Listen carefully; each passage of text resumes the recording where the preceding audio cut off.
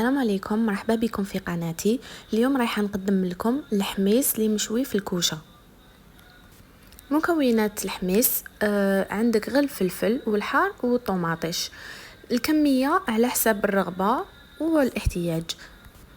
نصطفوهم كامل في سنيوه اللي تدخل في الكوشه وندهنوهم كامل بالزيت. لازم ندهنوهم في كامل الاوجه، يعني الحبه تاع الفلفل تدهن كامل بالزيت. نشعلوا لهم غير من الفوق الكوشه وندخلوهم يتشواو عادي. كي يبداو ياخذوا اللون من الفوق نعاودوا نجبدوهم من الكوشه، نعاودوا نقلبوهم كيف كيما درنا في المره الاولى. نعاودوا ندخلوهم الكوشه حتى يتشواو مليح، يعني من كامل الجوانب. كي نكملوا نحطوهم في طبسي ولا اون بواط، ولا المهم تكون فيها ساشي.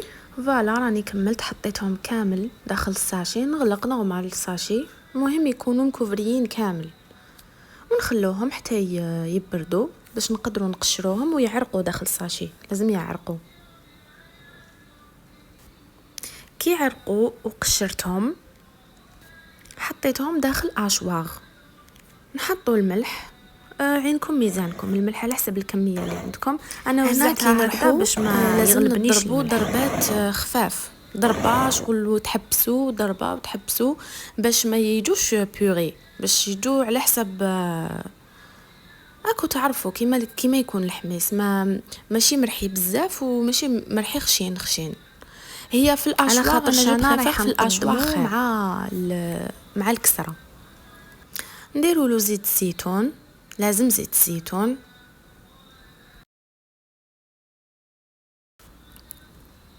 كيما راكم تشوفوا، وهنا قدمته في الصحن مع شويه كسره، بصح يجي بزاف بنين. انا ما نزيد له الثوم، ما نزيد له، هذا هو سامبل، هذا هو الحميص سامبل، ما تزيدوا له والو، بصح يجي هاي. بصحتكم وعلى